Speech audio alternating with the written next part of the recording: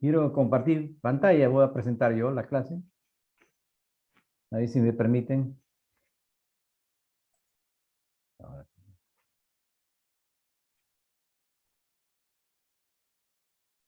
Doctor, ya puede compartir, ya está anfitrión. Listo. Ya se ve, ¿no? Sí, doctor, Sí. se ve bien, muy bien. Listo. Esperamos unos cuantos. Hay 21, 19. Si no, ya empezamos. Unos 3 minutos más y empezamos.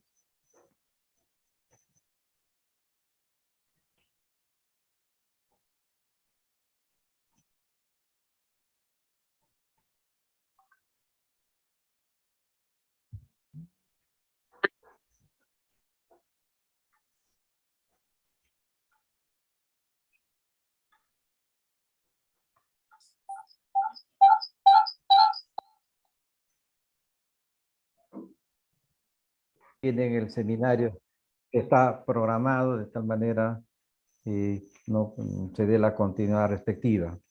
Bien, estos son los temas que voy a tratar de introducción. De todas maneras, lo determinante de la salud mental, el modelo de salud, gestión de la salud mental, planificación sanitaria y el programa de salud. De alguna manera, como comprenderán, este es un resumen prácticamente de muchos aspectos vinculados a la gestión sanitaria que tiene que tocar varios tópicos referentes, por ejemplo, al sistema de salud, a los modelos de salud, la implementación de los modelos de salud, el Plan Nacional de Salud Mental, los planes de una manera estratégicos, los planes nacionales, los planes regionales, incluso planes locales, depende de la modalidad que se está de una manera implementando y que de una manera se ven pues, en muchos cursos sobre gestión hospitalaria, gestión pública, etcétera. En el grupo que yo tengo de salud mental, es el grupo que está haciendo realmente la especialidad en administración o en gestión pública, que es interesante y que ellos conocen, así como ustedes conocen muchos aspectos vinculados a la especialidad de psiquiatría, ellos conocen muchos aspectos vinculados a la gestión, tal es así que sus rotaciones lo hacen en diferentes niveles. Por ejemplo, hay un grupo que está rotando en el Ministerio de Salud, otro grupo que está haciendo las DIRES y otros grupos que lo hacen en las direcciones y también algunos programas donde realmente es necesario conocer y sacar experiencia. Por ejemplo, un programa nacional es vinculado a la tuberculosis. Ustedes verán que estos días se celebró el Día Mundial de la Lucha contra la Tuberculosis y es uno de los programas que más estructurado tiene nuestro país y que ha logrado calar no solamente a nivel nacional, sino internacional por una serie de aportes que se ha dado en el mismo desarrollo de este Plan Nacional de la Lucha contra la Tuberculosis y que de alguna manera es uno de los referentes para muchos programas. Otro programa así o plan más fuerte es el plan vinculado a la salud materno-infantil que tenía que ver con la mortalidad materna y la mortalidad infantil. Eso es uno de los que tiene en la política actual. Antes de la pandemia, uno de los que tenía un buen soporte económico y tenía que verse a nivel nacional de alguna manera y el compromiso era de cada ir disminuyendo la mortalidad materna y verán que eso es uno de los logros que también se ha logrado. Es decir, la aplicación depende de qué sistema, depende de qué plan y depende también en el ámbito.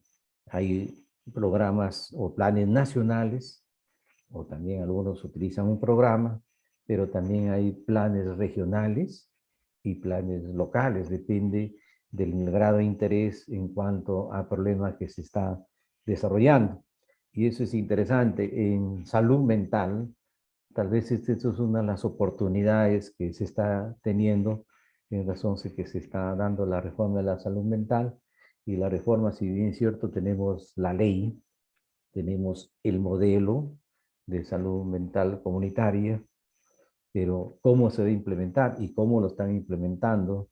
La semana pasada tuvimos la oportunidad de escuchar al doctor Carlos Broni que prácticamente, como él mismo lo ha manifestado, tiene 20 años trabajando en administración. Fue director del Hospital Víctor Larco Herrera y está prácticamente cuando era el programa de salud mental, y después fue en la actual dirección, y de alguna manera ha participado en muchos eventos del mismo desarrollo de este proceso de la reforma. Entonces, de alguna manera ellos han analizado cómo va su implementación de este nuevo modelo y en la práctica cuánto se ha avanzado, cuánto no se ha avanzado y qué limitaciones que tiene. Eso es lo importante. Y de alguna manera, cuando uno va a trabajar, ya ingresa a este sistema y de alguna manera uno tiene que tener conocimiento administrativo de lo que se está dando. Una cosa es el conocimiento teórico, la especialidad, pero otros son los conocimientos a nivel administrativo. Eso es lo que ocurrió, por ejemplo, en la dirección de los hospitales. Ustedes saben que la dirección de los hospitales a nivel nacional tiene mucha historia. Antes era, la dirección administrativa era de una por asignación, digamos, de confianza, como en la actualidad se está dando. Ustedes verán que hay hospitales que están cambiando a cada momento. Es decir, el ministro de Salud pierde la confianza y cambia. Eso fue uno de los que siempre eran, de alguna manera, la forma de designación a directores.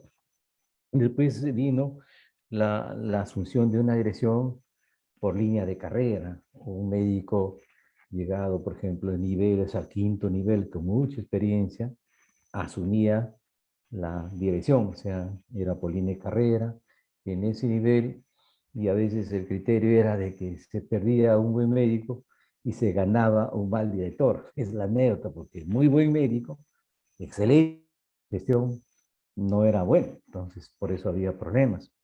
Después vino la asunción por concurso.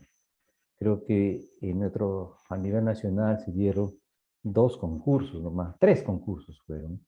Entonces se convocó a un concurso con participación dentro de un comité de concurso donde había participación tanto la gente del ministerio, representantes del colegio médico, de la Federación Médica y otras personas con expertos en lo que significa administración hospitalaria, y se hacía el concurso.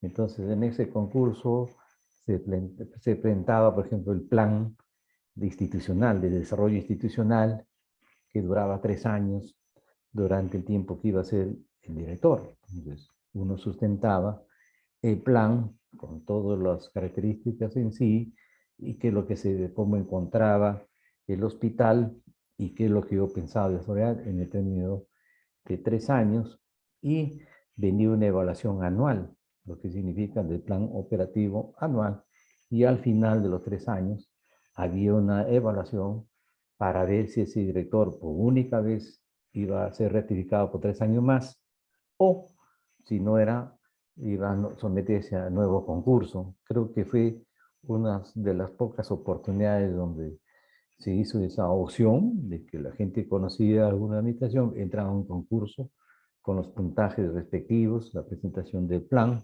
uno era la entrevista y un examen. Entonces se veía el puntaje y se lograba en ese nivel. Creo que fue lo más interesante. Entonces, se pensó, por eso fue una petición de la Federación Médica y el Colegio Médico, que los concursos continuasen, pero al final se volvió nuevamente a lo que significa los cargos de confianza, y estos últimos años casi todos han sido cargos de confianza. Hay directores que están mucho tiempo, hay directores que están poco tiempo, así como cambian ministros, también cambian directores, es decir, no hay una estabilidad al desarrollo institucional, y al final eso genera dificultades. Entonces, por ejemplo, el MINSA, que es el ente rector, puede estipular el concurso de directores, por decir, pero la direza Callao, la región Callao, que está muy nueva, no quería, por decir.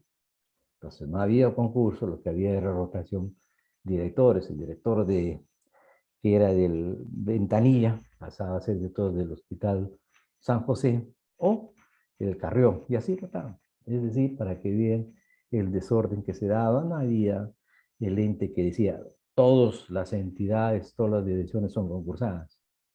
Eso en Lima, que la distancia no es mucho entre Lima y Callao, pero ya se imaginarían en provincias como era.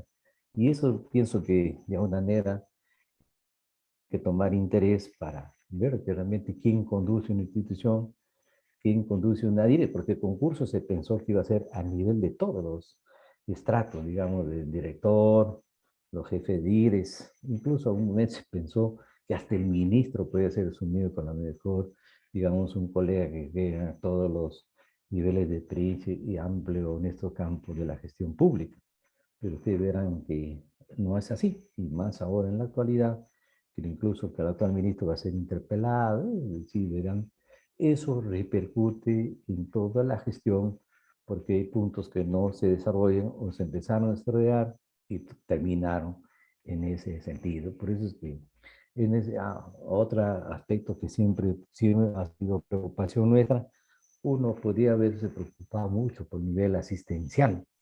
Entonces uno veía y veíamos que los presupuestos prácticamente que uno pedía para una actividad asistencial no había. ¿Qué pasaba? Que el sector administrativo destinaba ese presupuesto para otros fines.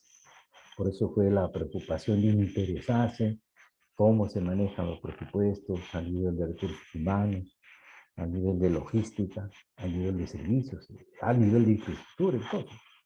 Entonces ahí era necesario darnos cuenta, porque al final de cuentas uno puede trabajar, pero quien destina los presupuestos es, digamos, la dirección administrativa y a veces poco o ningún interés de ver cómo anda el desarrollo institucional. Todo eso fue uno de los motivos para que se aperture los concursos y la gente que entraba sabía con conocimientos de lo que iba a hacer y eso facilitaba el desarrollo institucional. Eso es para que ustedes se den cuenta la importancia de esto. Yo les recordaría que también, y cuando yo me formé con psiquiatra, había un curso de administración, así general, que lo daba un doctor Díaz, que era psiquiatra del Hospital Santa Rosa. Un curso interesante, que era uno que nos daba a entender cómo se estaba gestionando. No era un curso detallado, porque fíjense que para esto hay una especialización, hay una carrera incluso de gestores de 5 años que los dan, entonces por lo menos tener un conocimiento incipiente de cómo es eso, de qué manera, no, porque si yo me quedo en el nivel asistencial y alguien decide realmente hasta cuánto debo ganar. Por ejemplo, los sueldos ahora de los médicos son todos bonificaciones. El sueldo básico no es incorporable, es decir, todo repercute cuando uno no conoce aspectos de gestión hospitalaria, gestión pública y cómo se manejan los presupuestos. Bien, bajo ese marco referencial voy a darles algunos aspectos sobre la introducción. La política de salud mental se centra, como verán, estos son unos conceptos que maneja la Organización Mundial de la Salud y que son experiencias. La Organización Mundial de la Salud ha avanzado bastante, hay bastante material sobre lo que significa salud mental desde el área eminentemente administrativa y de gestión. En la otra área, vinculado al aspecto asistencial, también hay bastante información. Depende de qué pienso yo hacer y con qué es lo que me interesa. Pero yendo a campo de administración o de gestión, veamos que está muy cercana a la política de salud mental, se centra, según los análisis, en valores, principios y objetivos. Esta triada es importante que va marcando el paso de cómo yo asumo un nivel de responsabilidad, ¿no? Con valores que defiende una institución, algunos principios que me dicen cuál es el camino a seguir y qué es lo que logro establecer, un objetivo. Siempre la relación con gestión, pues con tiempo, la relación de esto es con tiempo determinado, a alcanzar, lograr, etcétera, en ese nivel para permitir de que yo si hago todo lo previsto, lograré, por ejemplo, en 3 años algunos cambios. Por ejemplo, reducir la prevalencia de por decir, de la depresión. Entonces, o de reducir la incidencia de intentos de suicidio. Entonces, todo eso se establece. Un plan es un esquema detallado que permite el desarrollo de la política. El ente superior es la política, lo que establece, por eso es que la política actual del gobierno se traduce en salud, ¿qué debe hacer? Y un plan es un esquema detallado que permite el desarrollo de esa política. ¿Cómo lo voy a hacer? Debido a la política y al plan, un país no solo es capaz de situar la salud mental en una dirección bien elaborada y diseñada, o sea, de acuerdo a la claridad de las líneas políticas y un buen plan que guarda coherencia, sí puedo lograr cambios en lo que significa, por ejemplo, la situación de salud de nuestro país. Pero ahí tiene que haber coherencias que nos permiten en que en tiempo determinado lograr que sea alcanzado. Por eso cuando se hace un plan a un tiempo determinado se evalúa si estamos en el camino correcto o tenemos que hacer algunos cambios, algunos reajustes en ese momento determinado.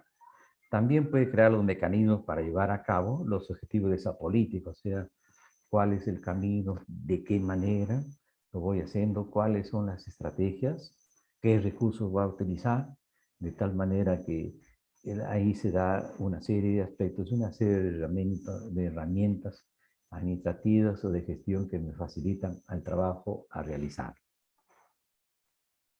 De todas maneras, lo que está vigente en la actualidad, que creo que ustedes también lo presentaron, lo determinante de la salud mental, que no voy a ahondar, pero es por qué no estamos haciendo así. Ustedes verán acá hay componentes ambientales, indudablemente, los aspectos biológicos, los sistemas y servicios de salud, los aspectos socioeconómicos y culturales. Y acá, lógicamente, se toman en cuenta muchos qué sistema de salud tenemos en la actualidad y cómo andan los servicios de salud mental. Esto le compete realmente a gestión, ¿no? Por ejemplo, el acceso, la calidad, la oportunidad, la mala utilización de recursos, los sucesos adversos producidos por la asistencia sanitaria, listas de espera excesivas, burocratización de la asistencia. Entonces, esto, por ejemplo, es interesante de alguna manera uno tenerse en cuenta y es uno de los componentes de los determinantes de la salud. Por eso es que ya estos determinantes ha sido interesante porque de acuerdo a cada país establecen cuál tiene más peso que determinan esa salud mental. Posiblemente en nuestro país, yo diré que casi todo tiene un peso determinado, ¿no? Tal vez algunos países han logrado establecer cuál es su determinante que tiene más preponderancia frente a los demás. Entonces, en el mismo trabajo de su política y de su plan, lógicamente van a reforzar eso, para que de esa manera ese determinante no sea uno de los causales de la situación de salud mental en ese lugar. Este cuadrito también es interesante, abordaje del proceso de promoción y atención de la salud mental, cómo proteger y mejorar la salud mental de la población. Fíjese acá los enfoques que se ha tomado en aspecto biologista y producción social de la salud. Los estudios demuestran que de alguna manera el enfoque, cuál es el puesto social y cuál es el impacto. El trabajar solamente el aspecto biológico que tanto nos critican, y hay que aceptarlo, lo que se da realmente en los hospitales de, especializados, ¿no? Que lógicamente entramos a la corrección y rehabilitación o prevención de la enfermedad, solamente consigue el impacto del 20%. Sin embargo, la producción social de la salud, la promoción de la salud sería de 80%. Entonces, por eso es que la orientación de los recursos va a este nivel de la promoción de la salud. De tal manera que es interesante como eso desplazamiento en todo sentido de la formación de los profesionales, por un buen porcentaje se va a incidir en esto. Otro del trabajo y de los planes y programas se va a incidir en esto. Y de alguna manera, no es que no se descarte el aspecto biologista, pero más fuerza va a tomar de acuerdo al nivel donde uno está ubicado.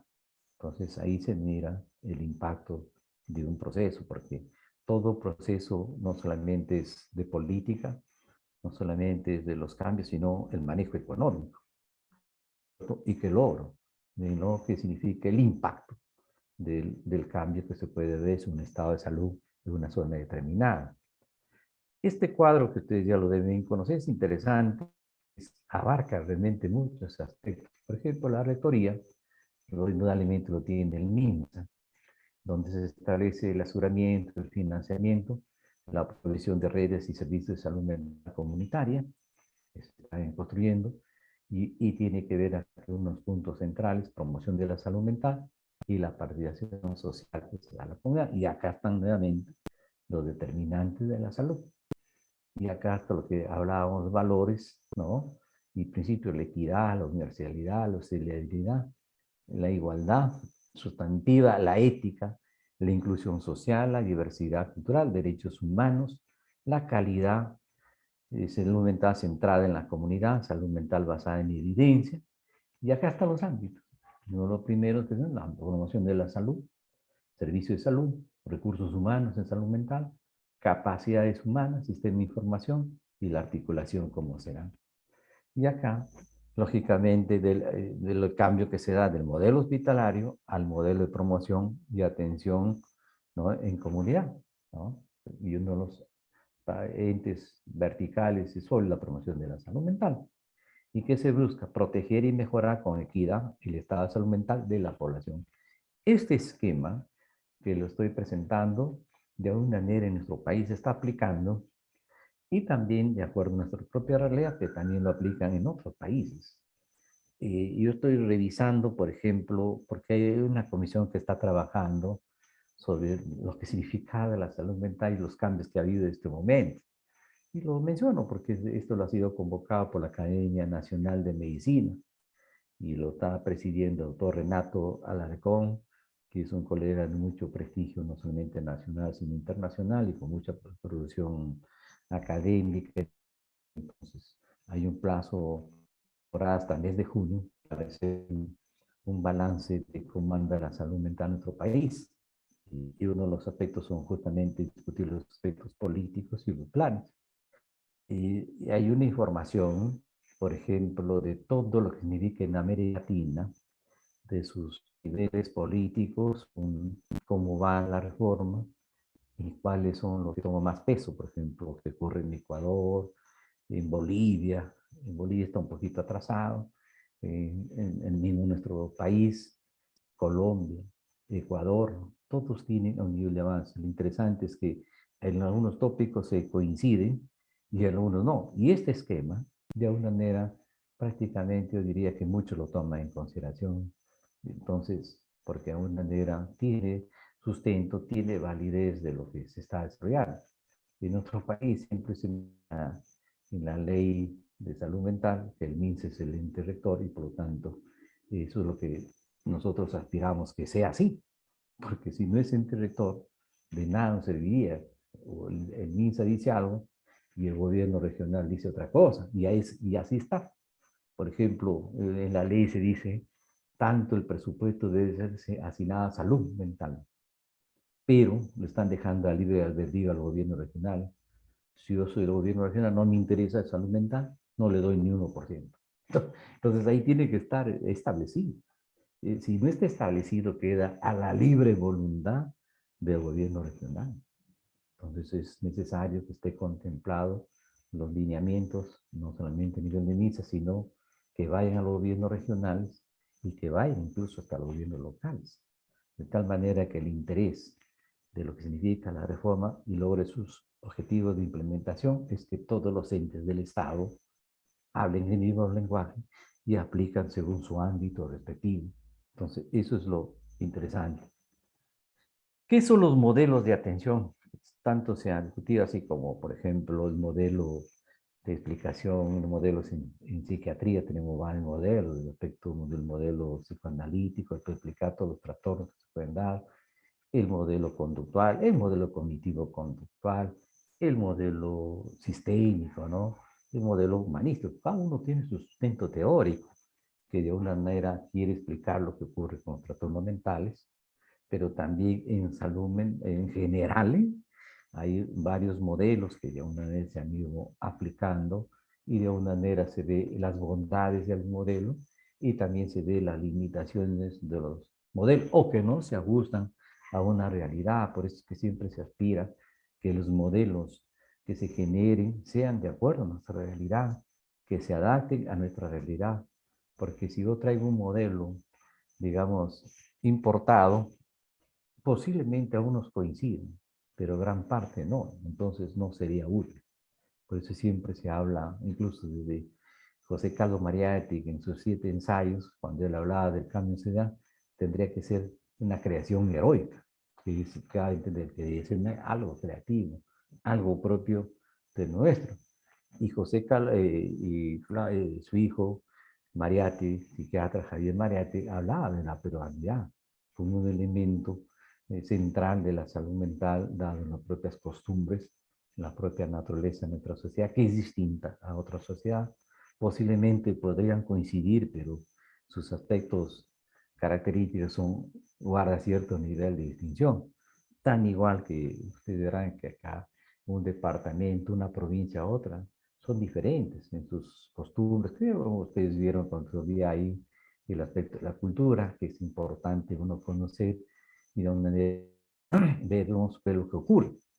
Entonces los modelos, hay una definición de Méndez, los modelos de atención a la salud son configuraciones tipo que los servicios de salud adquieren en determinado tiempo y en determinado lugar en función de la visión prevaleciente de la salud, de la situación demográfica y epidemiológica y de los factores económicos y culturales vigentes, articulando singularmente diferentes intervenciones en el proceso de salud o enfermedad. Esta es una definición para todo lo que significa modelo de salud en general, que de alguna manera se puede adaptar progresivamente a la salud mental, de acuerdo a la época que estamos viviendo, indudablemente. Miren que desde la década del 90, prácticamente al 2022 han transcurrido 32 años que la reforma se debe haber dado. Como yo lo mencionaba, estamos llegando un poco tarde a la historia, pero se está llegando. Otros países han llegado un poquito más temprano y están implementando. Y es más, algunos ya están evaluando si su modelo de salud mental comunitaria está bien o no está bien, o es que hay que mejorar o hay que reestructurar. Incluso hay concesiones, como la vez pasada el doctor mencionaba, claro, que no era nuestro invitado, no era tampoco entrar a nivel de discrepancia, sino por lo menos escuchar lo que él tiene. En algunos años, en otros lugares se está haciendo la contrarreforma, en vista que la reforma no ha dado resultado, han reflexionado y algunas cosas se han ido tomando. Otros mencionan que, por ejemplo, no se puede decir que no hay una convivencia saludable entre lo que significa los centros de salud mental comunitaria, los niveles de atención que se pueden dar hospitalaria en hospitales no especializados y también en hospitales especializados. Indudablemente que es un proceso y cada uno tendría que cambiar su actuación en los momentos, de esta manera que sea y que sirva y alimente a los otros niveles. Entonces, no hay en ese nivel una decisión, como muy bien a un momento se mencionó, que los hospitales especializados iban a desaparecer, era la versión. Pero después se dieron cuenta que era un proceso muy rápido. Uno no puede llegar a todo el personal, desde abril, casi como de las clases, ya todo el personal se desplaza, no es así. Porque hay gente que realmente ya tiene su estilo de vida, su forma de ser, de actuación en ese momento, sino que es un proceso y parece que ellos están aceptando que esto no es rápido, es un proceso. Miren, tanto es el proceso que ha durado en otros lugares, están más de 32 años, nosotros estamos poco tiempo. Y vemos que en el terreno hay dificultades.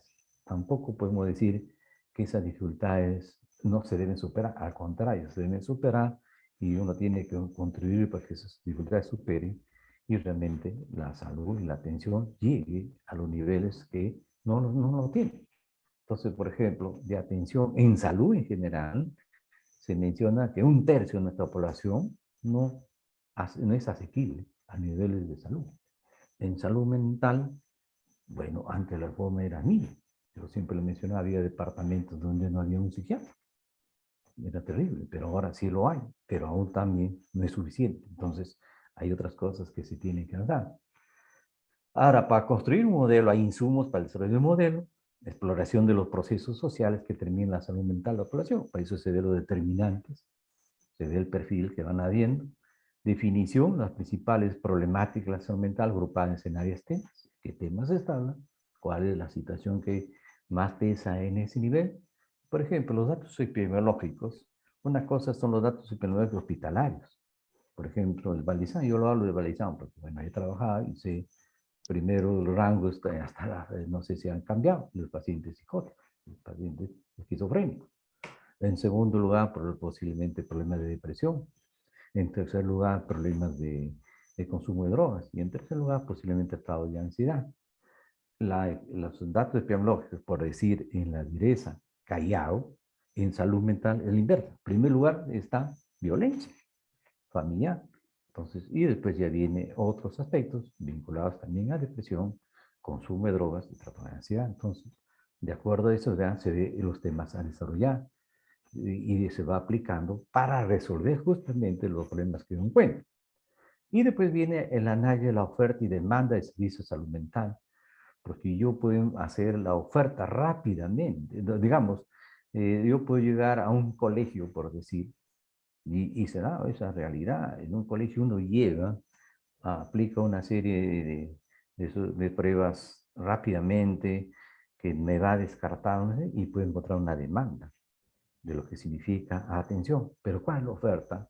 Si yo tengo los recursos suficientes o no. Entonces ahí uno va a esa demanda, ¿qué oferta le doy?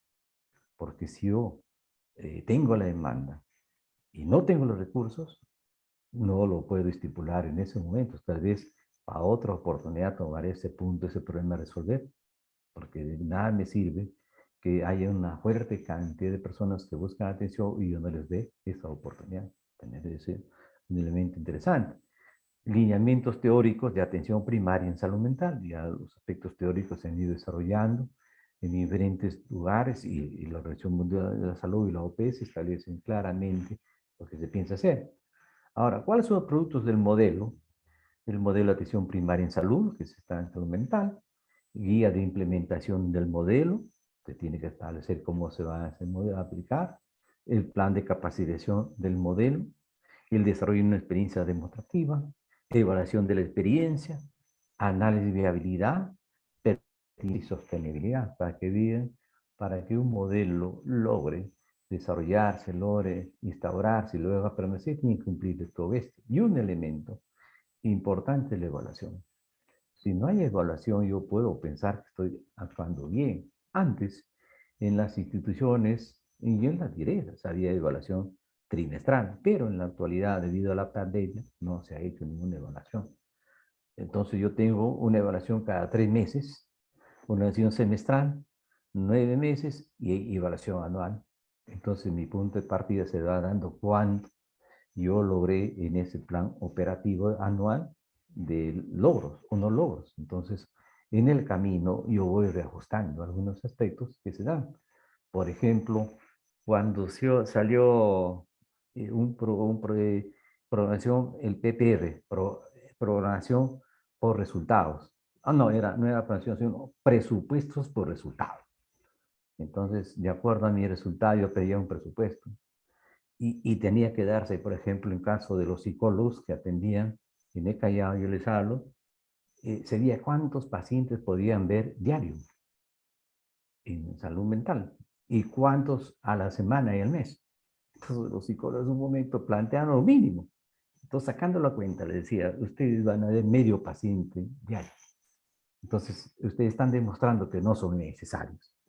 Entonces digo, eso tiene que replantear. El problema no es que yo veo lo mismo, sino en un aspecto racional cuánto yo veo para yo justificar mi presupuesto, porque eso se da por resultados. Si no justifico, diré pues que no sirve para nada. Es como yo tendría un centro de salud mental comunitario y al mes no se justificaría la cantidad de recursos que tengo ahí.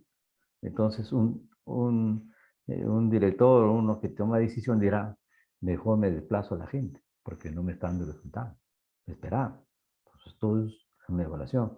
Por eso es que esas evaluaciones trimestrales y se llevaba a las salas observacionales. En una sala observacional tú tenías todos los datos de, por ejemplo, la depresión, de alcoholismo. Tú sabías cómo mensual, en qué área, en qué zonas se está incrementando. Entonces tú ibas a reconocer, es interesante, pero siempre y cuando uno le dé el interés el respectivo. y se comprometa a la gente que está desarrollando. Características del modelo: es finalística, es complejo, sinérgico, indudablemente una comprensión acerca de la forma en que la sociedad decide organizar sus recursos con el fin de alcanzar la imagen deseable en salud. Entonces tiene un fin, indudablemente es un complejo, y sinérgico. Todos los que se hace guardan ciertas sinergias, se potencializan realmente de esa manera. Por eso es que cuando uno inicia nuestros procesos, todos tenemos que hablar el mismo lenguaje.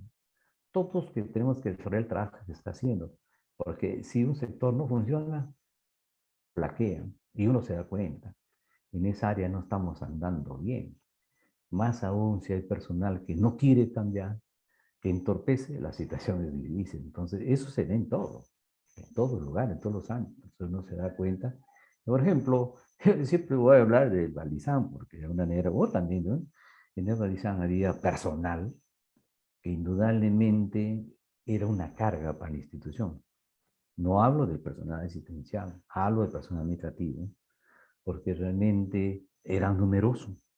Sacándolo a cuenta, había más personal que pacientes. Por una serie de políticas que permitían, cambiar un gobierno, traía a su gente, otro gobierno, cambiaba a su gente. Al final de cuentas, era personal que no estaba capacitado y lejos de ser un elemento que ayudase, realmente una carga. Entonces, ¿dónde ubicabas ese personal? Porque encima ya vienen sus derechos laborales, etcétera, y eso es un fenómeno que se da.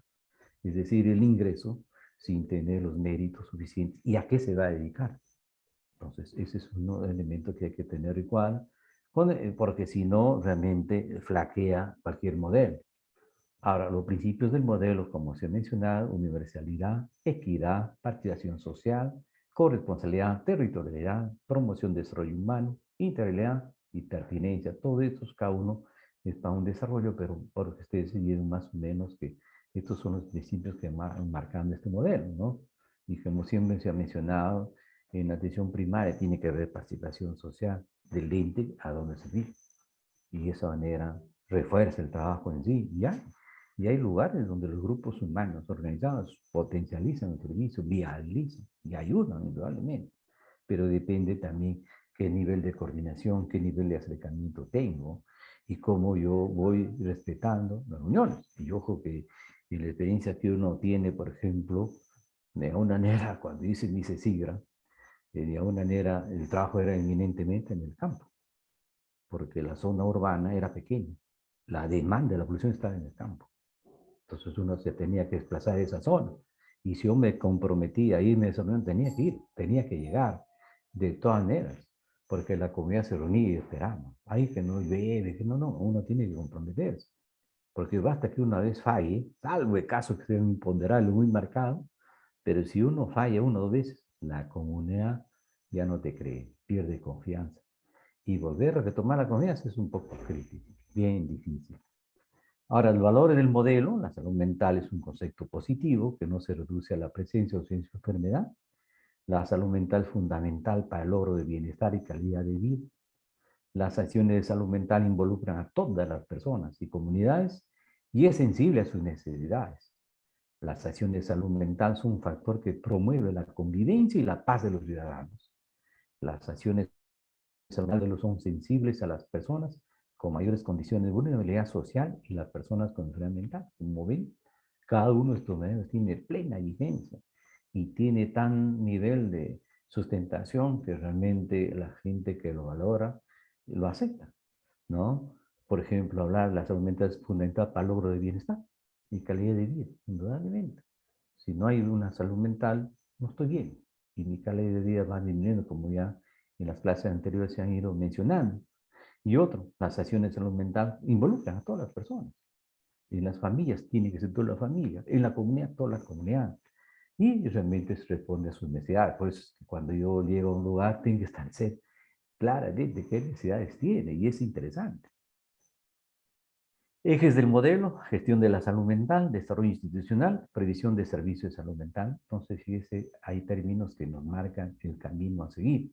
Cómo yo gestiono esos aspectos, qué desarrollo voy a buscar en el lugar donde trabajo, desarrollo institucional, y qué servicios debo tener, qué debo ofertar de salud mental, lo que se llama cartera de servicios.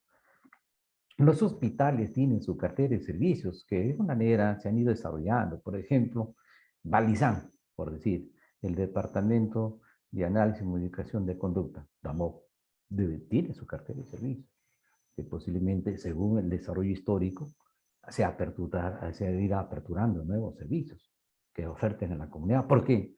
Porque es la demanda. Hay casos que tengo que incorporar, estudiaré, elaboraré un programa y lo oferto, y lo pongo. Porque si yo me quedo con lo que he tenido de su origen, no se logra desarrollar. Ustedes verán que incluso, por ejemplo, que a un momento hablaba de pacientes duales, no había en esa época.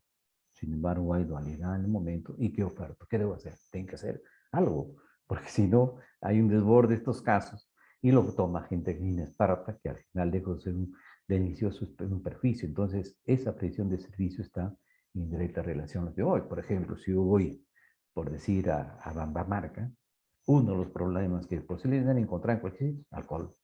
Tengo que ofertar un servicio del manejo de alcohol, de tal manera que se da. Y en la mañana hablaba el doctor Huertas, y en Estados Unidos, a raíz de la pandemia, aumenta el consumo de alcohol en 30%, con la secuela del caso. Y ellos tienen un estudio sostenido, que en nuestro país, si bien cierto, ha habido datos que se han incrementado, pero no tenemos claridad cuánto se ha aumentado. ¿Es un problema? Sí. ¿Que es un problema de salud pública? Sí. ¿Que en todo lugar tiene que hacer algo por la comunidad? Sí, indudablemente. Entonces ahí hay toda una línea de trabajo a desarrollar que posiblemente uno puede hacerlo. Solamente contratar alcohol, no otra droga, solamente alcohol. A base de eso tendría una gran ayuda, porque no solamente trabajaría con el paciente, trabajaría con la familia, trabajaría con la comunidad, trabajaría con el gobierno. Es decir, todos esos niveles se va viendo y se va viendo de acuerdo a la manera como lo implementamos. La gestión de la salud mental, sensibilización a las autoridades en el tema de salud mental y concertación para desarrollo programático. En la actualidad, ustedes verán, es un poco forzada la situación. Muy pocos de las autoridades de que no son de salud hablan del tema de salud mental. No lo hablan. Por eso es que eso es uno de los problemas que hay que tenerlo presente. ¿Y quiénes somos los llamados? Nosotros. Si nosotros no hacemos nada, siempre va a estar, digamos, presente, pero más ausente, digamos. Está presente, pero no hay la vigencia del caso que está ocurriendo sobre la salud mental, que es a diario la situación que está ocurriendo. Formación de un comité de salud mental de carácter intersectorial, eso es lo que la ley está estipulado, pero con participación de las instituciones, organizaciones y la comunidad, eso se puede aplicar, la ley lo estipula, pero usted verá, solamente fue declarativo, no hay un trabajo en lo que se está analizando. Cada uno hace su trabajito, pero no lo hace. Por ejemplo, no hay una cercanía con el Ministerio de la Mujer. La demanda del Ministerio de la Mujer, hay hechos de violencia, ¿a dónde le envían? A un centro de salud. ¿Quién atiende? Los colegas del centro de salud, hospital. ¿Quién se reporta? Ellos. ¿Quién tiene presupuesto? Ministerio de la Mujer. Bueno, entonces, eso yo recuerdo que una vez fuimos a una reunión y le decía, nosotros hacemos todo el trabajo y ustedes llevan la información. Y eso no debe ser así. Es más, no nos quejamos en eso y lo que pasa es que no tenemos los presupuestos que ustedes tienen. Si tuviera los presupuestos nos permitiría tener toda la infraestructura que ustedes tienen, material biográfico, etcétera, etcétera, y recursos. Por ejemplo, en la actualidad, en las comisarías existe un trabajador social y un abogado. Y tienen turno de guardia, ¿no? Por si acaso. En ese nivel, y de alguna manera, los casos que detectan, lo llevan a juzgado, y el juzgado dictan atención, terapia para el abusador y el abusado. Y encima te exigen que de alguna manera reportes. Siempre hemos tenido mucho cuidado en ese nivel porque es muy fácil solicitar. Yo recuerdo una vez que nos opusimos cuando pedían a las emergencias de las tres instituciones, por favor, nos reportan los últimos casos sobre violencia sexual. Entonces yo tenía que trabajar, sacar todos los casos de violencia sexual para mandarlo a esta ONG. ¿Y quién se va? La ONG, todo eso, tener cuidado. Eso también de drogas ha ocurrido. De alguna manera, el trabajo lo hacíamos nosotros y quien se llevaba, digamos, los diplomas era eso. Y eso hay que tener cuidado. Es mi trabajo y mi trabajo lo tengo que presentar y lo tengo que defender, porque es muy fácil, como se llaman también las investigaciones tipo Safari. Yo llego, saco la información y me llevo. ¿Y quién trabajó? Eso hay que tener sentido. También la formulación de política de salud mental y su plan de acción en consonancia con la política nacional, la normativa vigente y el modelo propuesto como marcos orientadores de la Asociación de Salud Mental. Y esto tiene que ver mucho con lo que estamos viendo en la actualidad. Ya tenemos la Política Nacional de Salud, la normativa vigente y el modelo propuesto. Son los índices de la salud mental que se hacen en nuestro país. La gestión de recursos financieros, humanos y logísticos con los diferentes sectores para el desarrollo y la estación de plan de salud mental formulado en ese sentido. Planificación sanitaria, proceso continuo de previsión de recursos y servicios necesarios para conseguir los objetivos determinados en un orden de prioridad establecido. Identificación y análisis de necesidades, priorizando las soluciones óptimas entre muchas alternativas que se pueden presentar. Yo veo la alternativa más viable, la más asequible y la que me puede lograr cierto impacto. También se ve el contexto de las dificultades internas y externas que puede haber, conocidas actualmente o predecidas en un futuro. Y eso se ve en la evaluación.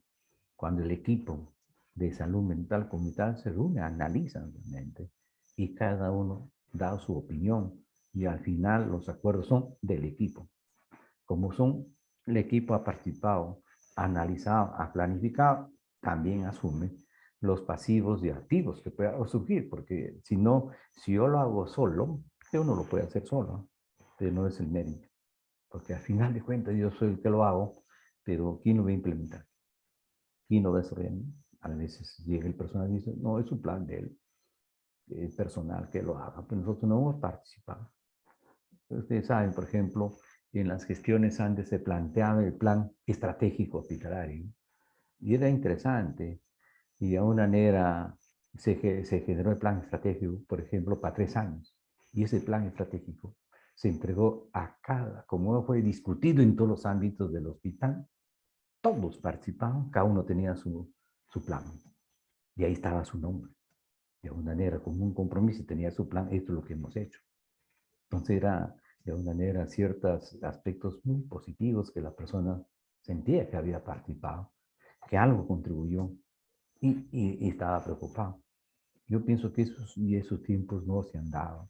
Entonces, y eso de alguna manera me pareció buena época, donde la gente sabía qué se está haciendo, cómo se estaba haciendo y qué nivel de opinión se puede tener. El proceso de planificación, acá del INDE, interesante. Una planificación estratégica es a tiempo largo. Por ejemplo, del gobierno, a 5 años, por decir.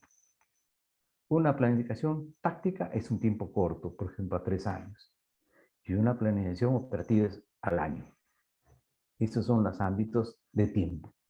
Y de la amplitud de planificación estratégica a nivel nacional. Ahí viene, si ustedes van al Valdizán, o van al Arco Herrera, o van al Noguchi, en la entrada era obligatorio tener la misión y visión y los propósitos. Cuáles son las metas y valores, políticas generales y estrategias.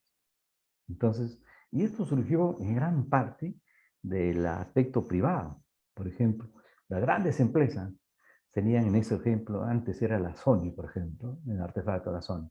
¿Cuál era su misión?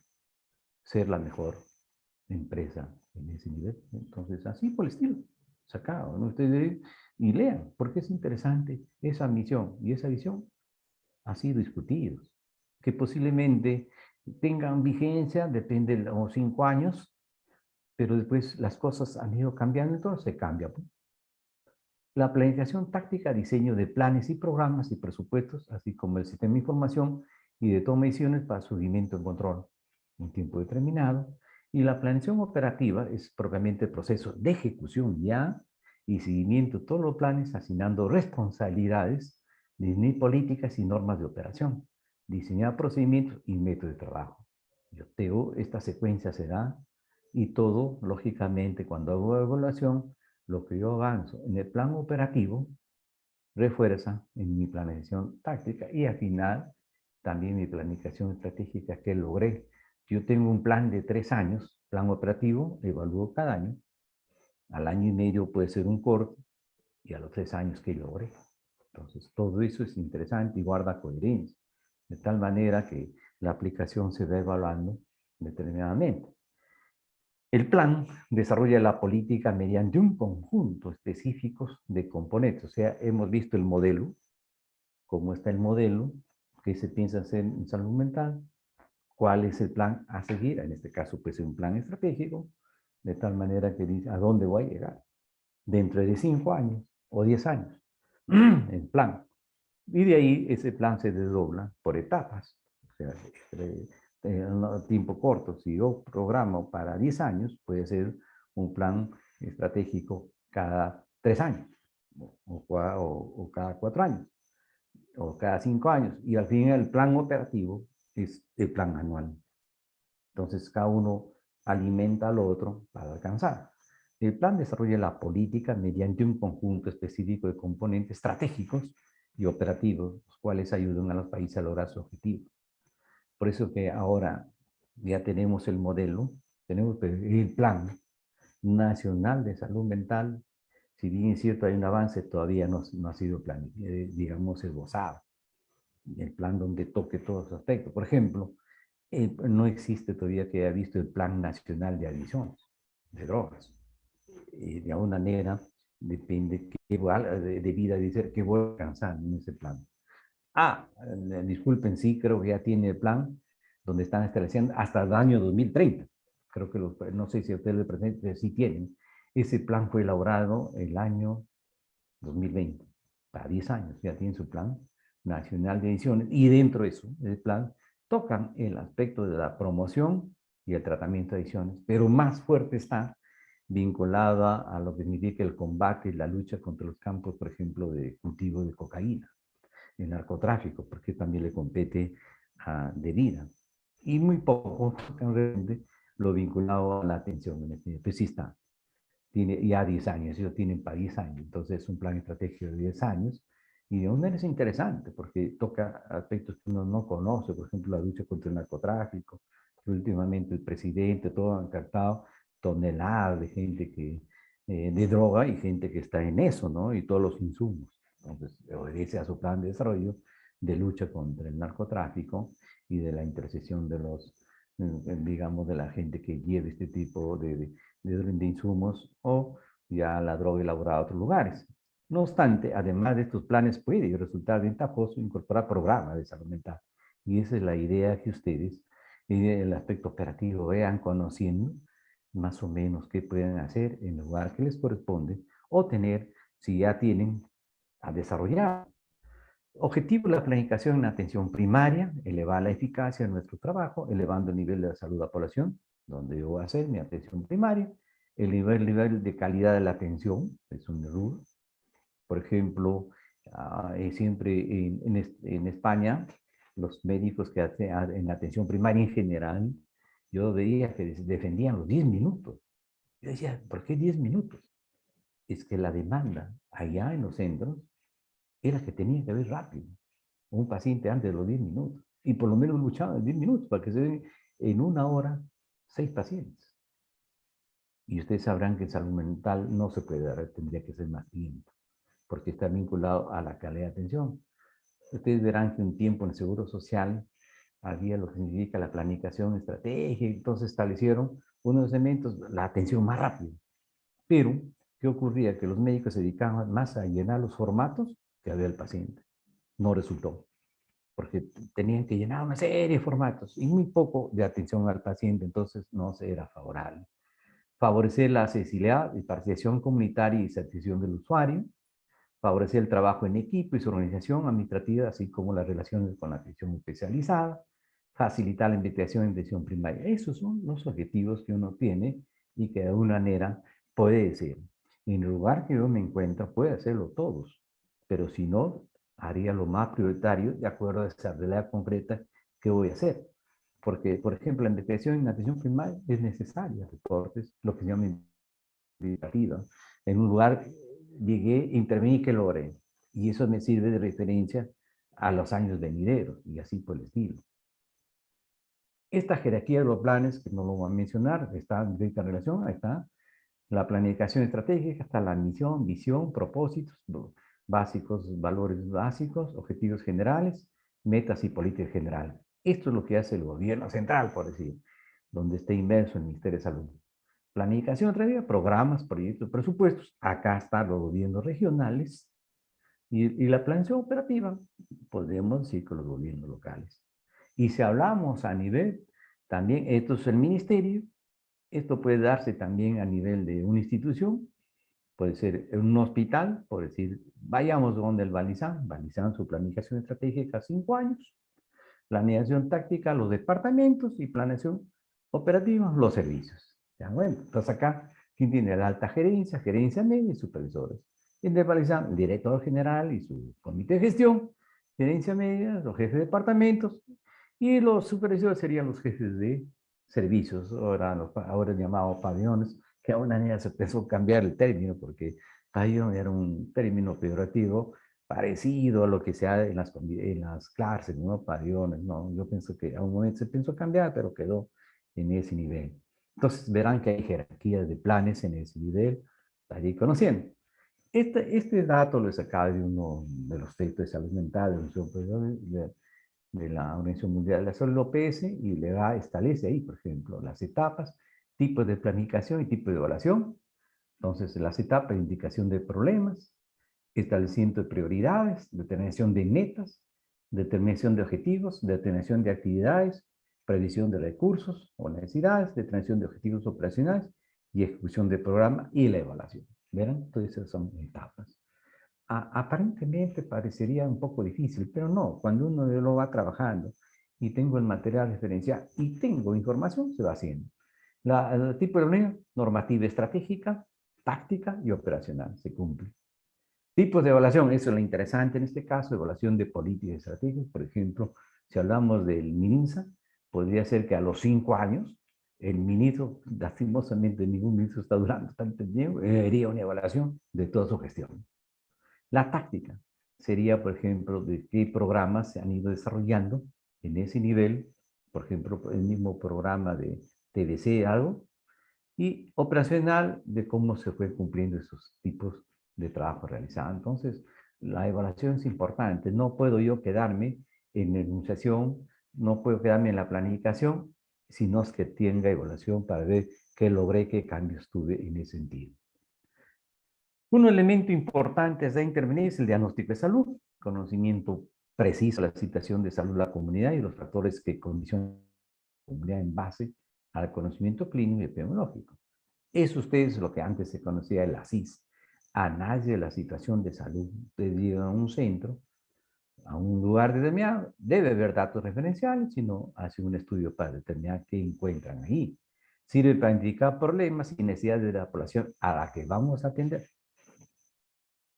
Lógicamente, la población más cautiva es la que tenemos en los hospitales, que realmente la población está determinada por la situación misma de ubicación, que no habría mayor dificultad. El problema está en la comunidad cuando realmente es una comunidad que no tiene un ámbito determinado, o sea, no hay población cautiva.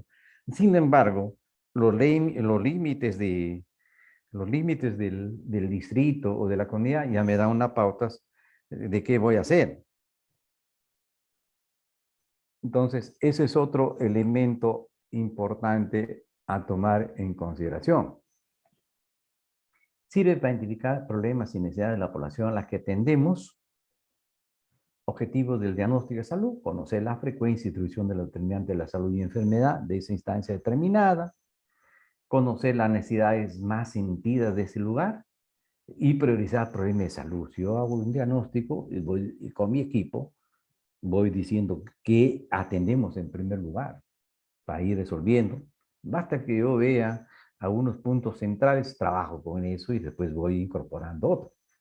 Ahí viene justamente lo que se llama priorización. Priorizar es decidir aquello sobre lo que se va a actuar en primer lugar.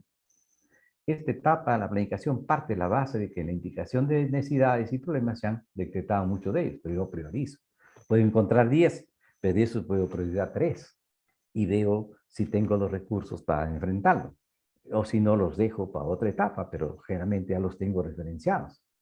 Criterio de priorización, magnitud del problema, gravedad, vulnerabilidad, existencia de programas previos y que ha habido antes, efectividad, eficiencia de las intervenciones, disponibilidad de recursos, impacto social y económico del problema de salud. Entonces ya tengo más o menos, yo voy, si tengo todo esto, voy analizando todo esto y de acuerdo establezco. Si yo encuentro en un problema más de lo, digamos, o que cumple todo, en buena hora. Si no, veré cuáles son el que tiene mayor porcentaje o criterio que debo tomarlo en consideración para lograr ese nivel de intervención. De ahí viene lo que es la razón de este tema, de esta clase, es que es un programa.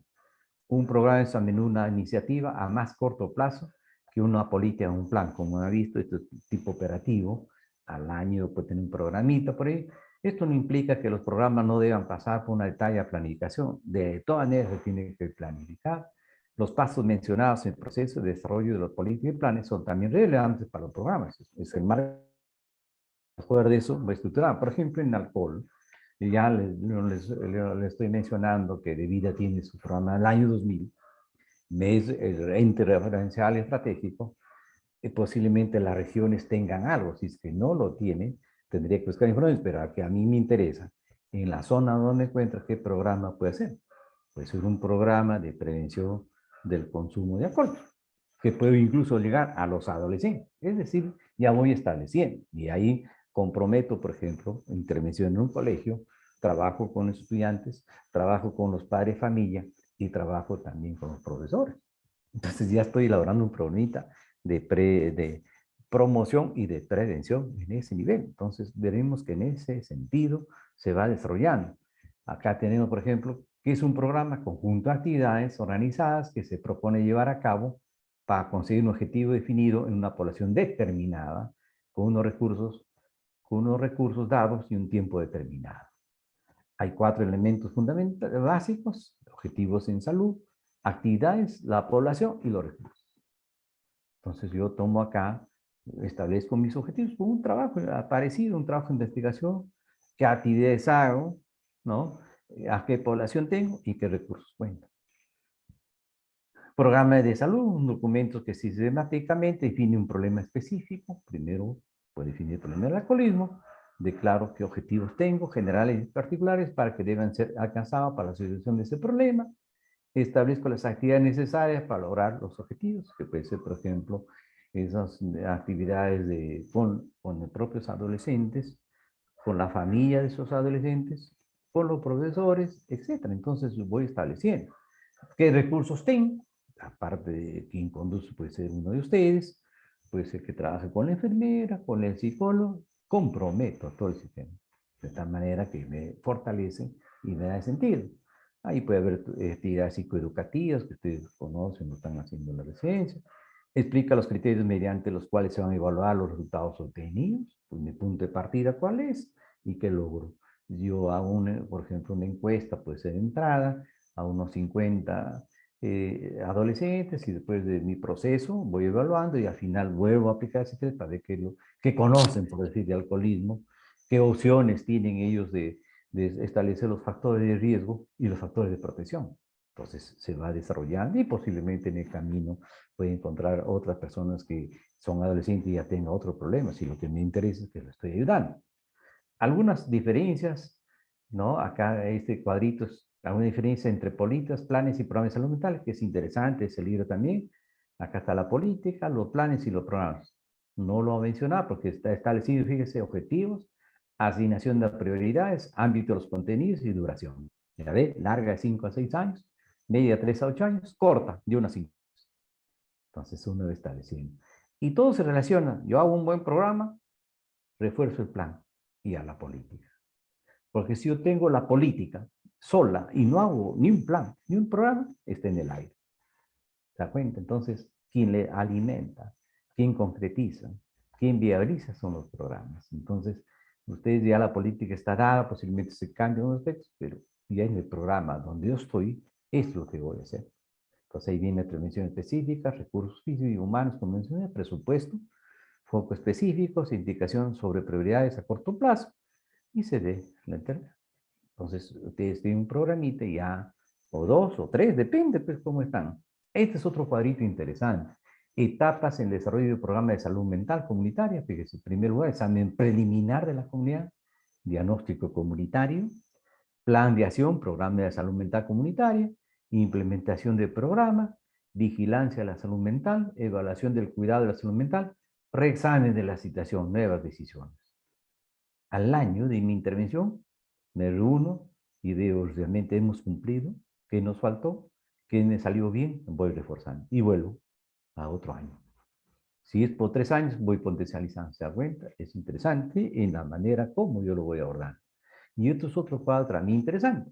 Componentes y uso de la aprobación preliminar de la comunidad.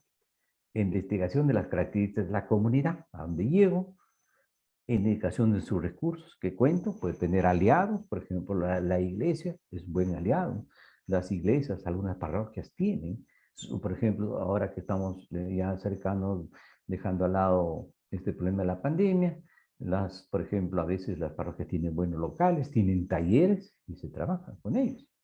Entonces se refuerzan y ambos salen beneficiados porque yo puedo aportar la información teórica y ellos pueden aportar a los ambientes. Información preliminar del estado de la salud de enfermedades de la comunidad, determinación de prioridades, ahí viene el diagnóstico comunitario y el programa de intervención.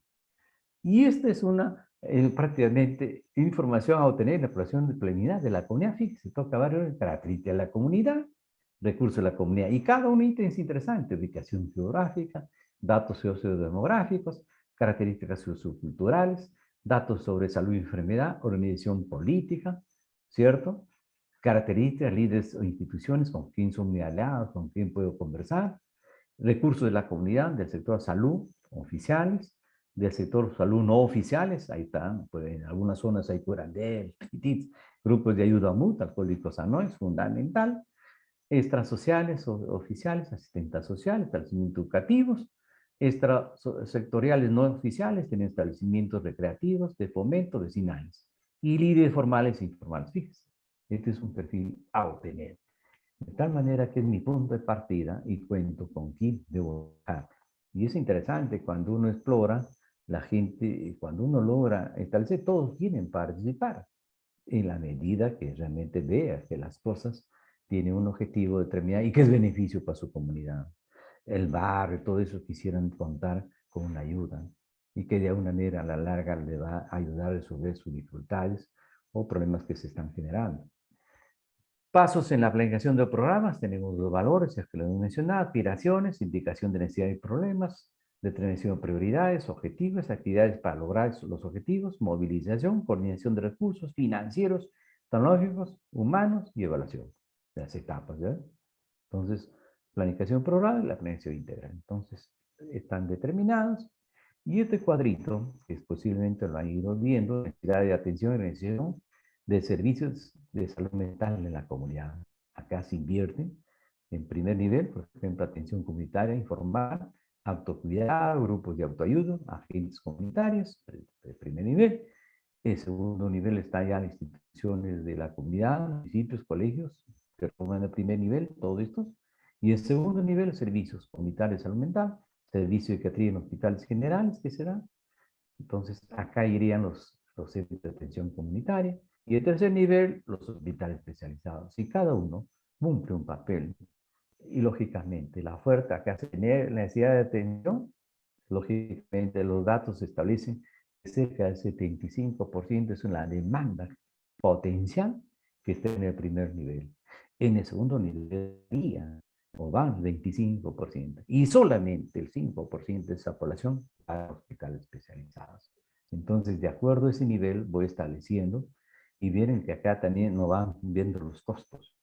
No, lógicamente, atender en el último nivel, los costos son elevados, ¿cierto? En cambio, acá baja en la medida de que intervengo. Promoción de la salud mental, ¿no? Prevención de problemas de salud mental, detección temprana, referencia al segundo y tercer nivel, tratamiento de casos de baja complejidad, seguimiento de casos, rehabilitación basada en la comunidad, que ustedes están haciendo el curso con el doctor Rivera, detección temprana, consulta o internamiento, referencia al tercer nivel, tratamiento a casos de complejidad media en hospitales generales, Y el tratamiento a casos de complejidad, ¿no? Asesoría, acompañamiento. Por eso acá se revalora realmente el tercer nivel, pero siempre y cuando se modernice y tenga esa visión que de alguna manera se está estableciendo, porque indudablemente hay experiencia, hay buenos recursos, pero tienen que mirar hacia el primer nivel y hacia el segundo nivel, porque si no, realmente hay un divorcio, tercer nivel por su lado, segundo nivel por su lado y el primer nivel por su lado, y eso no hay vida. Tiene que haber una conexión, tiene que haber mayor coordinación, tiene que haber incluso de ver eventos grandes donde se hable y ver cómo yo puedo ayudar de nivel al primer nivel, al segundo nivel. Eso es la discrepancia a veces con los que están ya algunos del MINSA que mencionan nada con el tercer nivel, señores, todo el nivel, y eso no es verdad. La realidad es distinta, hay bastante experiencia. Antes, ¿quién trabajaba? Tercer nivel, ¿no? La situación, pero ya una esa experiencia la pueden abocar, actuar como consultores, asesores para el trabajo que se puedan realizar. Este mensaje es interesante. Hay dos formas de enfrentar el futuro. Ser víctima del azar, ir nomás así, sin conocer, o definir a dónde queremos ir y luchar por ello. Entonces, el compromiso es eso, que ustedes vayan con los instrumentos, si les va a tocar trabajar ahí, ya más o menos conocen qué van a hacer, qué recursos tienen a mano y cómo van a enfrentar realmente las situaciones que se van en ese sentido. Bien, con esto termino mi clase. No sé si hubiese algunas preguntas por parte de ustedes, si no, pasamos a los seminarios. ¿Alguna pregunta?